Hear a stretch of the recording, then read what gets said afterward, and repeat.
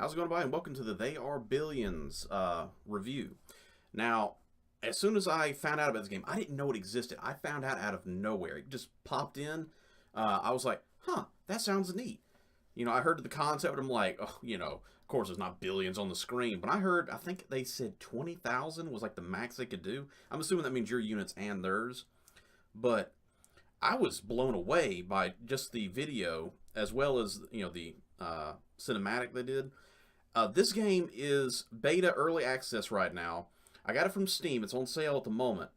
Not sponsored at all. Like I said, I didn't know this game existed, and I got praises for it.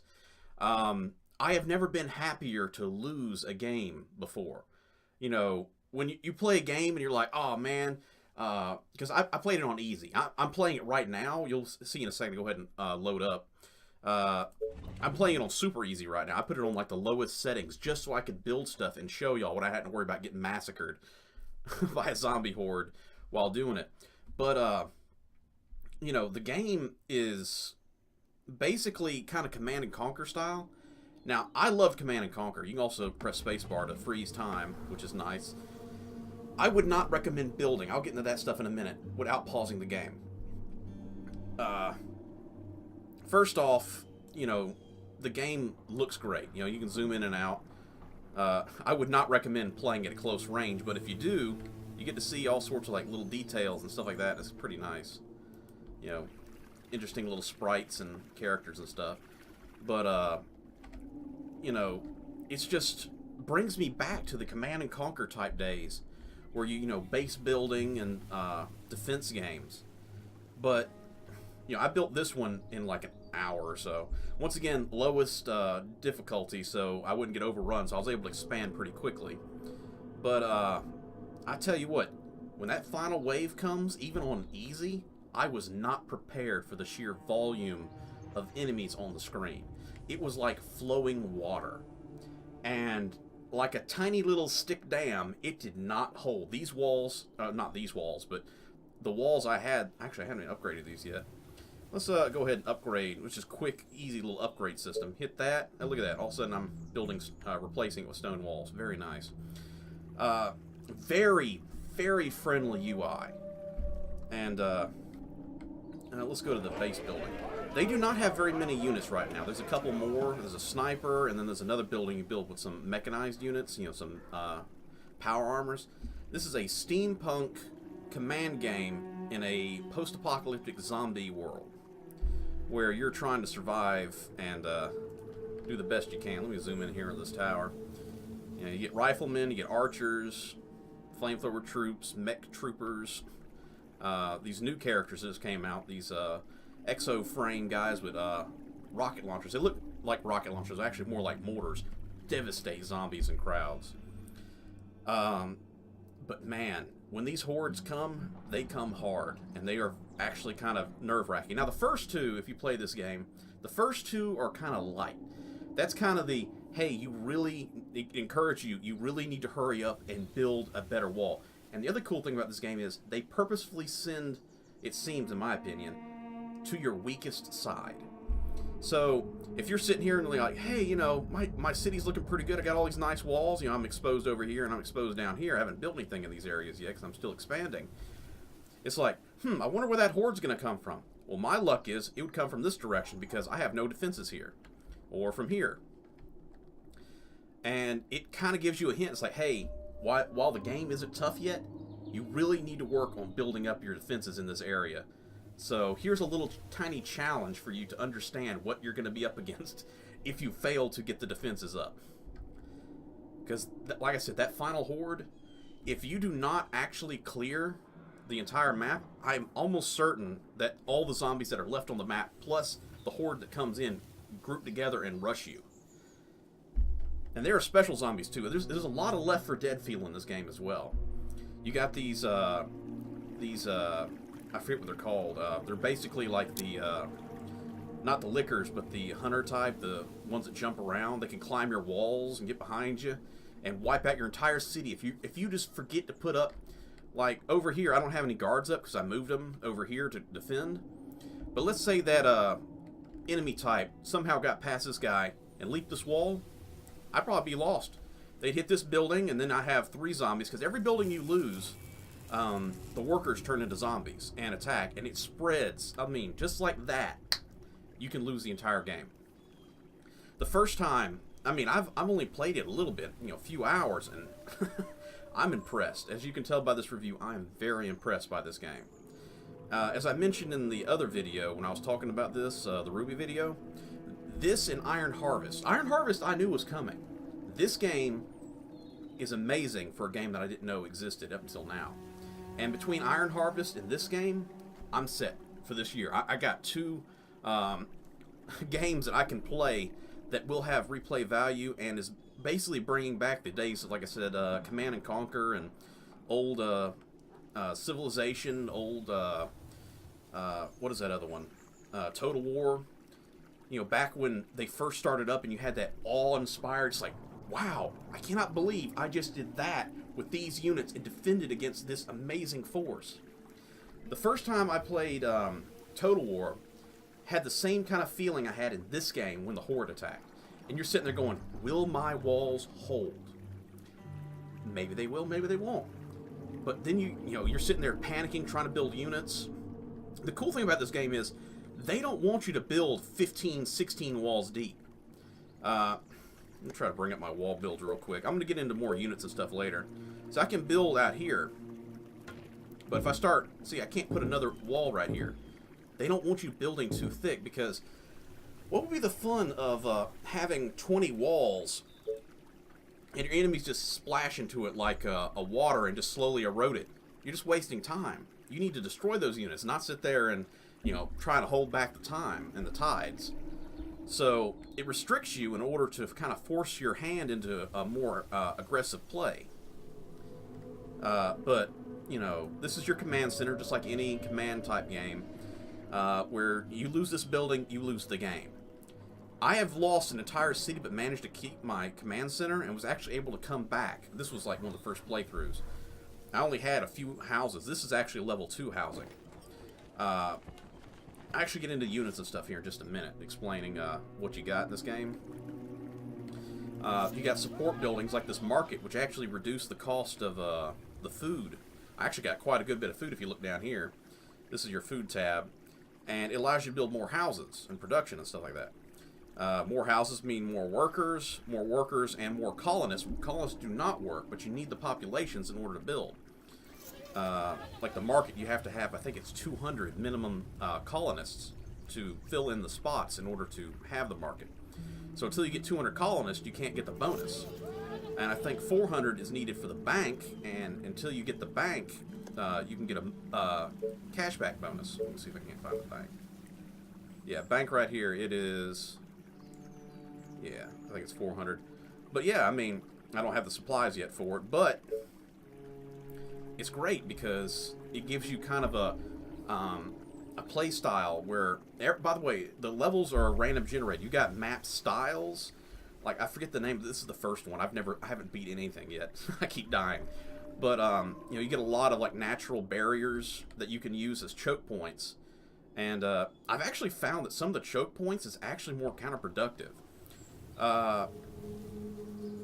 Where's a good one? Okay, this one here, normally I'd put the choke point right here, but I ran into the problem where I would get run over because I couldn't put enough defenses in. So I pull it back, like this one right here.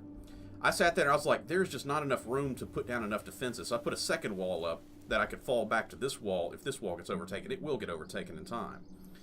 But, here's actually a zombie right here that's wandering a little close to my rifle. Let's unpause it. There he goes. Towers also give bonus to range and sight, fight range and sight of seeing the enemies. But, yeah, I mean, I don't think I'm close enough to an actual horde attack. I think we actually lost one. Or won one recently. Actually, there's a couple zombies over here. Where are my archers at? Ah, here they are. Oh, 2 of my 4 archers. These rangers are, Oh, here we go again. they have fun commentary sometimes. You again. Let's, you can also hit Alt to see all your units and the healths if you have trouble identifying. Actually, I didn't even notice this guy over here. So yeah, you can look around and kind of use that as kind of a heads up of what is and isn't yours. Are you sure? But expansive maps, different styles. I understand that the snow level actually has a disadvantage for movement, so it's a unique challenge of certain level types. And this game is beta. The Thanos is the unit I was talking about, the brand new one, the missile launcher or mortar launcher troop. It just came out recently. I mean, I just got the game like 2 or 3 days ago, just before the Steam Steam Christmas sale or holiday sale, what do you want to call it, came out. So I only knew about this recently, but yeah, I mean, it's amazing. I love it. It's a whole new level of challenge because I mean, you probably played strategy games like that before. It's like, oh, you know, here comes their army. They got their tanks. You got your tanks. You got your troops. You got their troops. This is different. You know, it's holding back an inevitable end. And if you're really lucky, you won't end badly. Looks like there's another zombie right here, and looks like my ballista is firing on it. The cool thing about these guys is they can actually impale multiple enemies. Rifleman killed it just before the ballista got there, but yeah, I'll go ahead and start reviewing some of the units, talking about what you can expect out of this game for yourself. Let's actually start just going through the list real quick. Tents and houses, cottages, these are your different levels for establishments. You need these to expand. 4x4 tiles, you can put them wherever you can fit them. And I would recommend, once again, that you keep an idea of what you want in the sense of your city build to maximize your, when it comes to banks and the markets, to get the most out of it. But you start with tents. It's your basic starting house, only good for, what, 2 colonists? Yeah, 2 workers, 4 colonists. And every new house upgrade doubles your colonists, more or less. Let's see, this one gives you 8 instead of 4, and 4 workers instead of 2. So yeah, this helps you out a lot. So definitely upgrade that. You got your different starting harvesting. You got your hunter cottage for food, fisherman cottage for food, sawmill for wood. I'm going to bring down here real quick where I got both a hunter's cottage and a sawmill right next to each other, working on these same trees.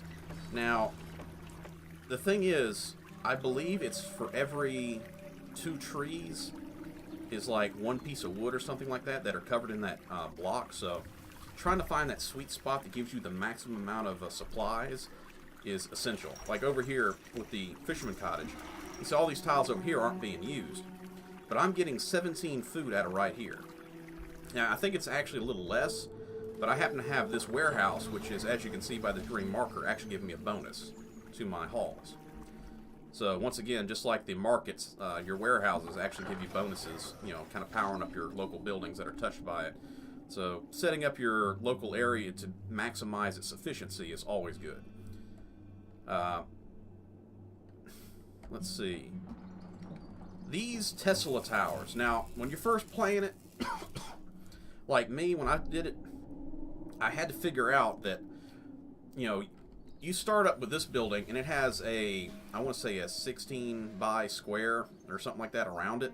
And that's your starting build. Until you start putting down Tesla towers, you cannot expand. Now, these are not your power plants like you find in most games. This over here is your starting power plant. It's a electric windmill, a little wind turbine. These just expand your reach. It's basically like your power poles or power junction boxes, that kind of thing. It's actually really neat that they did this because Nikola Tesla actually theorized doing this in real life. And they actually, for the steampunk world, went ahead and said, why not? Let's do it. Nikola Tesla, back when he first talked about this, I believe he actually tried to build it. Now, I can't say for sure. I should actually did research before this to bring it up. If I can find the actual effect of him doing it, you know, whether it be wiki or whatever, I'll try and drop it in the box down below. But it was wireless power. Imagine, just like how your cell phone took the house phone and gave it a whole new direction, this would have been wireless electricity, where you sit there with your phone and it just charges in your hand. You don't have to plug it into anything. That was what he had theorized and attempted to build, and of course he got shot down by other Industries, who I guess didn't like the idea of, unlimited power. But yeah, I mean, just imagine this radiant energy that just, powers everything without telephone poles or anything. Anyway, so you got your quarries, which are good for many different types of supplies. I'm supplying iron right here. I got stone over here. I do not have any, but let's see if I can find some. I believe that's some right there. Gold is another resource you can find in this game. It's just like free money. Trying to get your ores, just like, oh, there's some gold there for sure. Always good to get that stuff and help boost your supplies. You go through wood over here like crazy. Stone too, iron. Now, oil is a resource in this game. Actually, there's an oil point right here, this little pond. It's a late game resource. And from what I understand, it's not really, ironically, selling oil doesn't help you very much in this game. It costs more to build the plant and to maintain the oil well than it does to actually get money back from it. So building an oil rig, more than one, is not going to be efficient unless you're churning out mechanized robots left and right. Your upgrade buildings is your wood workshop, your stone workshop, and I believe it's a machinery workshop. Let me see. It is, because I haven't built every building yet. Research foundry, or it's a foundry and it's the research for it. You have to build the lower tier in order to build the next tier items. So you're always fighting the clock in this game, trying to get ahead of the production limitations. So where is... Okay. So over in the wood workshop, I still have not researched sniper yet because I've been building infantry. I haven't been building snipers. The lookout tower gets upgraded to a radar tower later, which gives you this expansive radius to see. So instead of having the fog of war, it gives you an extended open eye. So like on the radar, I can see this little red dot right here. It would show you like a big circle of where the enemies are, whether they're coming, what direction they're coming from. The last horde, I sent all my troops over here because I heard they were coming from the east. And I was like, okay, I'm getting attacked here. And then I looked on the radar, and I saw the little red triangle heading this way. I was like, oh no, they're heading to this gate. Now, they didn't say southeast, northeast. They just said east. So you got a basic direction that you have to prepare for. And if you don't know the flow of the enemy, you're in trouble. I almost didn't make it in time. I actually had to send a soldier out here to kind of harass the swarm and bring them up this way to try and break their forces. I took half my force down here and had to basically divide and conquer the enemy because I wasn't prepared. But, it's pretty incredible how this is, once again, just beta. This game is not finished. Not all the units are in. Not all the buildings are in. I mean, let me bring up one of these building tabs. This is my military units. Look how many spaces there are here. Now, I believe there are, at this point in time, 3 or 4, like, turret buildings. You got your catapults, or your ballistas. You got your giant miniguns. You got your Tesla electrostatic cannon. You got 2 different types of traps, which is like a barbed wire tank trap and a wooden spike trap. And that's it. You got your military units. This is so early in the game. Trying to survive with these limitations is really difficult and actually really fun. Sit there and be like, man, those guys down the road, they're going to have it so easy with this game when you got all your, maybe dozen units. I don't know. I'm giving a guess here. This is still early, so there's no telling how many units, how many defenses, how many traps, turrets, whatever, is going to be in this game later. But trying to maximize your base building while holding off the inevitable doom, the death of the universe of this game, is exciting. And it has brought a joy to me that I haven't felt since the first time I saw that cinematic for the opening, that is, of Red Alert 2. The one talking about the Hell Marks music, and they're sitting there like, oh my gosh, and these horribly digital zeppelins are flying by. oh man, it brought that same feeling that I haven't felt so long for a cinematic back to me. Just to see, you know, this wave overtaking my people. And to see all these people screaming and running away from this inevitable doom and thinking, good luck to y'all. I got nothing for you anymore. I lost. But yeah, I would recommend this game. Only if you can handle the frustration of losing. If you're not if you're a sore loser, you can't handle games that aren't, you know, hand you victory every time. Like, when you exit this game, there's an auto-save. So, there's no, oh, darn, I might get overrun. I better load back up the old save. If you're lucky, you might have catch it before the auto-save feature kicks in. You might have to Control-Delete your way out of the game, but as soon as you hit that exit button and go to exit, it's save and exit. It ain't just exit. Ain't no load-up either. No saves coming. So it's a good challenge, and like I said, I played this. So there it goes right there. That was the autosave that I was talking about. That comes in like that. You don't see it coming. It's saved. There's no. Oh well, I think I'll backtrack a few minutes and take. You know, now that I know that horde's coming on this day, I'll backtrack. Oh no, it just autosaved. Now I'm stuck with a horde attack. You know, you're stuck with it. You make the best of what you got. A few things I learned as a playing is when you're building like this, obviously my two archers aren't going to be able to cover all this area. Remember, I have this on the lowest level right now. The only reason I did this was to show you what the game looks like, because there isn't much at all. I've probably killed, I don't know, let me see if I can pull it up. Now, that's the mayors. You get random mayors. It's kind of like random power-ups.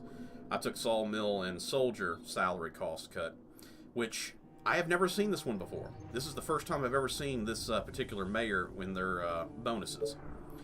But I have I have been really surprised by just the sheer number of zombies. I cannot imagine playing this game on the hardest difficulty, because at the lowest level, I'm only get a handful of zombies that show up. You know, the whole, you know, thousands of zombies! You know, it's like, wow, that's gonna be crazy. I can tell you right now, I didn't run into much when opening this area up. And on normal mode, I would never have been able to expand this far. I would probably still be in this area. And I'd probably have walls here and here, just trying to seal myself in from the zombies just waiting outside my gates, just trying to get enough units to get outside and expand. Which, I mean, once again, this doesn't look too bad for a starting city. I'm actually kind of sad that I didn't play this on a heavier skill level and do a let's play of my playthrough.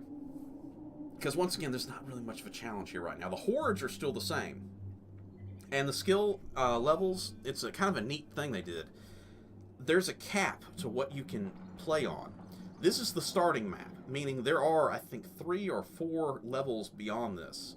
You know, different styles. You know, you got your snow level. I think there's another one that's got less mountains, so you got less defense, but that means you got more open fields to build massive cities in.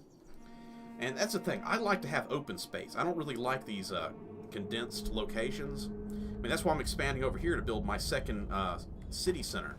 I'm going to build a second one of these, basically, down here, just so I can expand my population exponentially without being run into the ground. And once again, the reason I'm sealing this one off from this location is if this location falls, I have this one to fall back to and survive with.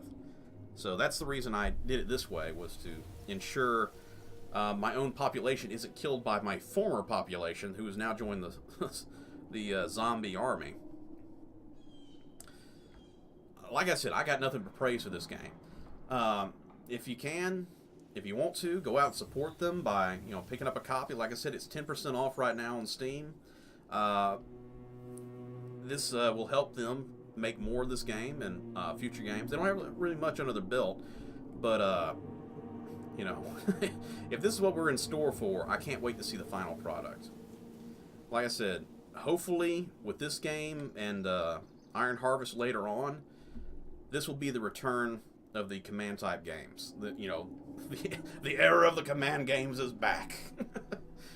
But if if you can't handle losing, if you can't deal with being overrun at the very end of the game, and dealing with the autosave feature and no saves coming, this may not be the game for you. I couldn't be happier with it. So, thank you guys out there for making this game, and I can't wait to see what you got coming in store. So, thank you, the viewers, for tuning in. And if you liked it, hit that like, subscribe for future content, and if you like it, leave a comment below. I will be doing, it'll temporarily replace Stardew Valley on my channel. This Let's Plays of this game. Expect me to die a lot, because I'm going to be playing it on normal mode, because you can only get the next map by beating this first map on normal mode. Like, each map is locked until you unlock it. And there is a single player, I forgot to mention this earlier, there is a single player of this game coming. It's not here yet, like I said before, still beta, still brand new, hasn't been finished yet. There's a story game, single player, coming. So I'm really excited for that, and I cannot wait to get the chance to play it with y'all and experience it for the first time. So, like I said before, hit that like, subscribe if you haven't done so already. Stay tuned for future installments, and I will see you all next time. Oh, and as for the Stardew Valley, there's also an expansion to that coming, where they're going to have, like, multiplayer. Hopefully I get a couple of my friends, we'll play together and check that game out, and maybe do some multiplayer Let's Plays of Stardew Valley. That'll be down the road whenever they get finished making that. So, until next time, be safe, everybody. Take care.